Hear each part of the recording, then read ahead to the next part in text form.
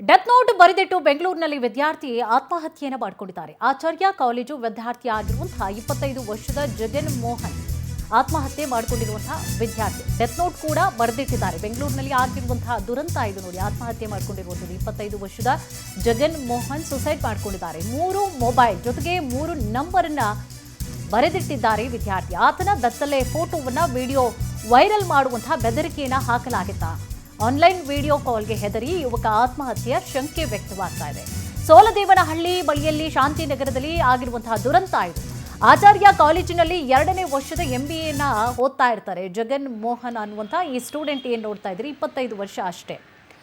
So 3 mobile ನಂಬರನ್ನು ಅವರು ಬರೆದಿಟ್ಟಿರುವಂಥದ್ದು ವಿದ್ಯಾರ್ಥಿ ಸೂಸೈಡ್ ಮಾಡ್ಕೊಳ್ಳಿಕ್ಕೂ ಮುನ್ನ ನೋಡಿ. ಆತನ ಬೆತ್ತಲೆ ಫೋಟೋ ಜೊತೆಗೆ ವಿಡಿಯೋವನ್ನು ವೈರಲ್ ಮಾಡುವಂತಹ ಬೆದರಿಕೆಗೆ ಅವರು ಅಂಜಿ ಆತ್ಮಹತ್ಯೆ ಮಾಡ್ಕೊಂಡಿದ್ದಾರೆ ಅನ್ನುವಂಥ ಶಂಕೆ ಕೂಡ ವ್ಯಕ್ತವಾಗ್ತಾ ಇದೆ. ನಿನ್ನೆ ಬೆಳಗ್ಗೆಯಿಂದ ನೋಡಿ ರೂಮ್ನಲ್ಲೇ ಇರ್ತಾರೆ ಜಗನ್. ವಿಕ್ಟೋರಿಯಾ ಆಸ್ಪತ್ರೆಯಲ್ಲಿ ಮರಣೋತ್ತರ ಪರೀಕ್ಷೆಯನ್ನು ಮುಗಿಸಿ ಮೃತದೇಹ ಕುಟುಂಬಸ್ಥರಿಗೆ ಈಗಾಗಲೇ ಹಸ್ತಾಂತರ ಕೂಡ ಮಾಡಲಾಗಿದೆ.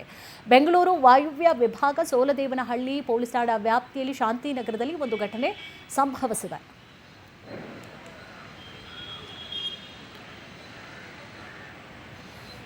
ನೋಡಿ, ಡೆತ್ ನೋಟನ್ನು ಬರೆದಿಟ್ಟು ಬೆಂಗಳೂರಿನಲ್ಲಿ ವಿದ್ಯಾರ್ಥಿ ಆತ್ಮಹತ್ಯೆಯನ್ನು ಮಾಡಿಕೊಂಡಿರುವಂಥದ್ದು. ಆಚಾರ್ಯ ಕಾಲೇಜು ವಿದ್ಯಾರ್ಥಿ ಆಗಿದ್ದಾರೆ ಜಗನ್ ಮೋಹನ್ ಅನ್ನುವಂಥ 25 ವರ್ಷದ ಈ ಸುರದ್ರೂಪಿ ಏನು ಕಾಣ್ತಾ ಇದ್ದೀರಿ, 25 ವರ್ಷ ಅಷ್ಟೇ ನೋಡಿ. 3 ಮೊಬೈಲ್ ನಂಬರ್ಗಳನ್ನು ಬರೆದಿಟ್ಟು ವಿದ್ಯಾರ್ಥಿ ಆತ್ಮಹತ್ಯೆ ಮಾಡಿಕೊಂಡಿದ್ದಾರೆ. ಅದರಲ್ಲೂ ಕೂಡ ಆತನ ಬೆತ್ತಲೆ ಫೋಟೋ ಜೊತೆಗೆ ವಿಡಿಯೋವನ್ನು ಒಂದಷ್ಟು ಇಟ್ಕೊಂಡು ಯಾರು ಬ್ಲ್ಯಾಕ್ ಮೇಲ್ ಮಾಡ್ತಾ ಇದ್ರಂತೆ, ಹೆದರಿಕೆ ಅಥವಾ ಬೆದರಿಕೆಯನ್ನು ಕರೆಗಳು ಬರ್ತಾ ಇತ್ತಂತೆ ಅವರಿಗೆ. ಸೊ ಆನ್ಲೈನ್ ವಿಡಿಯೋ ಕಾಲ್ಗೆ ಅವರು ಹೆದರಿ ಯುವಕ ಆತ್ಮಹತ್ಯೆ ಮಾಡಿಕೊಂಡಿದ್ದಾರೆ ಅನ್ನುವಂಥ ಶಂಕೆಗಳು ವ್ಯಕ್ತ ಆಗ್ತಾ ಇದೆ. ಸೋಲದೇವನಹಳ್ಳಿ ಬಳಿಯ ಶಾಂತಿನಗರದಲ್ಲಿ ನಡೆದಿರುವಂತಹ ದುರಂತ ಇದು ನೋಡಿ. ಆಚಾರ್ಯ ಕಾಲೇಜಿನಲ್ಲಿ 2ನೇ ವರ್ಷದ MBAನ ಪಾಪ ಓದ್ತಾ ಇದ್ರು ಜಗನ್ ಮೋಹನ್. ಏನೇ ಇರಲಿ, ಈಗ ಯಾರೇ ಹೆದರಿಕೆ ಅಥವಾ ಬೆದರಿಕೆ ಕರೆ ಬರ್ತಾ ಇದೆ ಅಂತಂದರೆ ಪೊಲೀಸ್ ಸ್ಟೇಷನ್ಗೆ ಹೋಗಬಹುದಾಗಿತ್ತು, ಅದನ್ನು ನಿಲ್ಲಿಸ್ಬೋದಾಗಿತ್ತು. ಅದರಲ್ಲೂ ವಿದ್ಯಾರ್ಥಿಯಾಗಿ ಇದ್ಕೊಂಡು MBA ಸ್ಟೂಡೆಂಟು ಎಜುಕೇಟೆಡ್ ಆಗಿ ಇದ್ಕೊಂಡು ಯಾರೋ ಕರೆ ಮಾಡ್ತಾರೆ ಅಂತಂದರೆ ಅದಕ್ಕೆ ಹೆದರ್ಕೊಂಡು ಈ ರೀತಿಯಾಗಿ ಆತ್ಮಹತ್ಯೆ ಮಾಡಿಕೊಳ್ಳುವಂತಹ ಅನಿವಾರ್ಯತೆಯನ್ನು ಮಾಡ್ಕೊಳ್ಬಾರ್ದು. ಯಾರೂ ಕೂಡ ಈ ರೀತಿಯಾಗಿ ಮಾಡ್ಕೊಳ್ಬಾರ್ದು. ಯಾವುದೇ ಒಂದು ಬೆದರಿಕೆ ಕರೆ ಬರ್ತದೆ ಅಂತಂದರೆ ಪೊಲೀಸ್ ಸ್ಟೇಷನ್ಗೆ ಹೋಗಿ ಒಂದು ಕಂಪ್ಲೇಂಟ್ ಕೊಡುವಂಥ ಮೂಲಕವಾಗಿ ಅದನ್ನು ಸ್ಟಾಪ್ ಮಾಡ್ಬೋದಾಗಿತ್ತು. ಯಾರು ಹೆದರಿಸ್ತಾರೆ ಅವರನ್ನು ಕೂಡ ಶಿಕ್ಷೆ ಆಗ್ತಾಯಿತ್ತು. ಅದನ್ನು ಹೊರತುಪಡಿಸಿ ಈ ರೀತಿಯಾಗೆಲ್ಲ ಹೆದರ್ಕೊಂಡು ಯಾರೋ ಹೆದರಿಸ್ತಾರೆ, ಬೆದರಿಸ್ತಾರೆ ಅಥವಾ ಅದನ್ನೇನೋ ಲೀಕ್ ಮಾಡಿಬಿಡ್ತಾರೆ ಅನ್ನುವಂಥ ಕಾರಣಕ್ಕೋಸ್ಕರ ಈ ರೀತಿಯಾಗಿ ಆತ್ಮಹತ್ಯೆ ಮಾಡ್ಕೊಳ್ಳೋದಿಲ್ಲ. ನಿಜಕ್ಕೂ ಪಾಪ ಅವ್ರ ತಂದೆ ತಾಯಿಗೆ ಎಷ್ಟು ಆತಂಕ ಆಗಿರ್ಬೋದು, ಎಷ್ಟು ನೋವಾಗಿರುತ್ತೆ.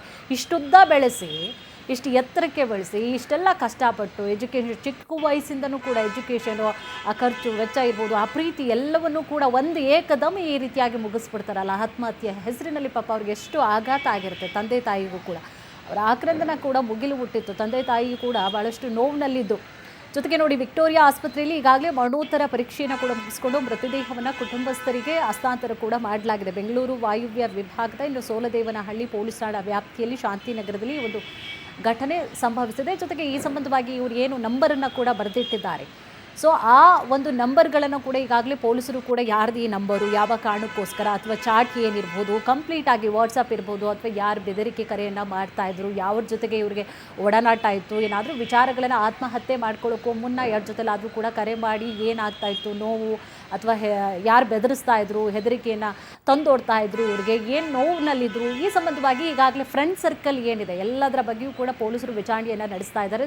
ಜೊತೆಗೆ ತಂದೆ ತಾಯಿಯ ಜೊತೆಯಲ್ಲಿ ಏನಾದರೂ ಅವರು ಆತ್ಮಹತ್ಯೆ ಮಾಡ್ಕೊಳ್ಳೋಕ್ಕೂ ಮುಂಚೆ ಮಾತನಾಡಿದ್ರೆ ಅಥವಾ ಸ್ನೇಹಿತರು ಯಾರ ಜೊತೆಲಾದರೂ ಕೂಡ ಮಾತನಾಡಿದರೆ, ಹೀಗೆ ಸಾಕಷ್ಟು ನಾನಾ ಆಯಾಮಗಳಲ್ಲೂ ಕೂಡ ಪೊಲೀಸರು ತನಿಖೆ ಮಾಡ್ತಾ ಇದ್ದಾರೆ. ಇದೇ ವಿಚಾರ ಸಂಬಂಧವಾಗಿ ಹೆಚ್ಚಿನ ಡೀಟೇಲ್ಸನ್ನು ಕೂಡ ನೀಡ್ತಾ ಹೋಗ್ತಾರೆ ನಮ್ಮ ಪ್ರತಿನಿಧಿ ವೆಂಕಟೇಶ್. ಇವರು ಆತ್ಮಹತ್ಯೆ ಮಾಡ್ಕೊಳ್ಳಿಕ್ಕೆ ಕಾರಣ ಏನು? ಈಗ ಯಾರಾದರೂ ಆತ್ಮಹತ್ಯೆ ಮಾಡ್ಕೊಳ್ತಾರೆ ಅಂದರೆ ಏನಾದರೂ ಒಂದು ಕಾರಣ ಇದ್ದೇ ಇರುತ್ತೆ. ಸೊ ಯಾವ ಕಾರಣ, ಜೊತೆಗೆ ಯಾವ ನಂಬರ್ಗಳು, ಅಂದರೆ ಈಗ ಒಂದಷ್ಟು ನಂಬರ್ಗಳನ್ನು ಬರೆದಿಟ್ರು ಅನ್ನುವಂಥದ್ದು, ಅಂದರೆ ಅವರ ಜೊತೆಯಲ್ಲಿ ಓದ್ತಾ ಇರೋರು ಅಥವಾ ಬೇರೆ ಯಾರೋ, ಏನಿದೆ ಮಾಹಿತಿ ಕಂಪ್ಲೀಟ್ ಆಗಿ? ಕುಸುಮ, ಕೇರಳ ಮೂಲದ ಈತ ವಿದ್ಯಾರ್ಥಿ ಏನು ಸೆಕೆಂಡ್ ಇಯರ್ MBA ಓದ್ತಿರ್ತಾನೆ ಆಚಾರ್ಯ ಕಾಲೇಜ್ನಲ್ಲಿ. ಆದ್ರೆ ಪಕ್ಕದಲ್ಲಿ ಇರುವಂತಹ ಒಂದು ಶಾಂತಿನಗರ ಅನ್ನುವಂತಹ ಒಂದು ಮನೆಯಲ್ಲಿ ಬಾಡಿಗೆಗೆ ರೂಮ್ ಪಡೆದು ವಾಸವನ್ನ ಮಾಡ್ತಿರ್ತಾರೆ. ಪ್ರತಿನಿತ್ಯ ಕೂಡ ಕಾಲೇಜ್ಗೆ ಹೋಗಿ ಬರೋದಂತಾನೆ ಮಾಡ್ತಿರ್ತಾರೆ. ಆದ್ರೆ ಮೊನ್ನೆ ಏನು ಇವರು ಕಾಲೇಜ್ಗೆ ಬಂದಿರೋದಿಲ್ಲ, ಸಹಪಾಠಿಗಳು ಕೂಡ ಗಮನಿಸಿದಾಗ ಅವ್ರು ಬಂದಿರಲ್ಲ. ಮನೆ ಹತ್ರ ಬಂದು ನೋಡಿದಂತಹ ವೇಳೆಯಲ್ಲಿ ವಿಂಡೋವನ್ನ ಓಪನ್ ಮಾಡಿ ನೋಡಿದಾಗ ಆತ ನೇಣು ಬಿಗಿದುಕೊಂಡು ಆತ್ಮಹತ್ಯೆಯನ್ನ ಮಾಡ್ಕೊಂಡಿರ್ತಾನೆ. ತಕ್ಷಣ ಸೋಲ್ದೇನಹಳ್ಳಿ ಪೊಲೀಸರಿಗೂ ಕೂಡ ಮಾಹಿತಿಯನ್ನು ಕೊಡ್ತಾರೆ. ಬಂದು ಪರಿಶೀಲನೆ ಮಾಡಿದಂತಹ ಸಂದರ್ಭದಲ್ಲಿ ಆತ ಒಂದು ಡೆತ್ ನೋಟ್ ಅನ್ನ ಬರೆದಿಟ್ಟು ಆತ್ಮಹತ್ಯೆಯನ್ನ ಮಾಡ್ಕೊಂಡಿರುವಂತದ್ದು. ತನ್ನ ಸಾವಿಗೆ ಈ ಮೊಬೈಲ್ಗಳ ನಂಬರ್ ಕಾರಣ ಅಂತ ಹೇಳಿ 3 ನಂಬರ್ಗಳನ್ನ ಮೆನ್ಷನ್ ಮಾಡಿದ್ದಾನೆ. ಜೊತೆಗೆ ಕೇರಳದ ಒಬ್ಬ ವ್ಯಕ್ತಿಯ ಹೆಸರನ್ನು ಕೂಡ ಅದರಲ್ಲಿ ನಮೂದು ಮಾಡಿರುವಂತಹದ್ದು. ಅದಕ್ಕೆ ಸಂಬಂಧಪಟ್ಟಂತೆ ಪೊಲೀಸರು ಈಗಾಗಲೇ ಪ್ರಕರಣವನ್ನ ದಾಖಲಿಸಿಕೊಂಡಿದ್ದಾರೆ.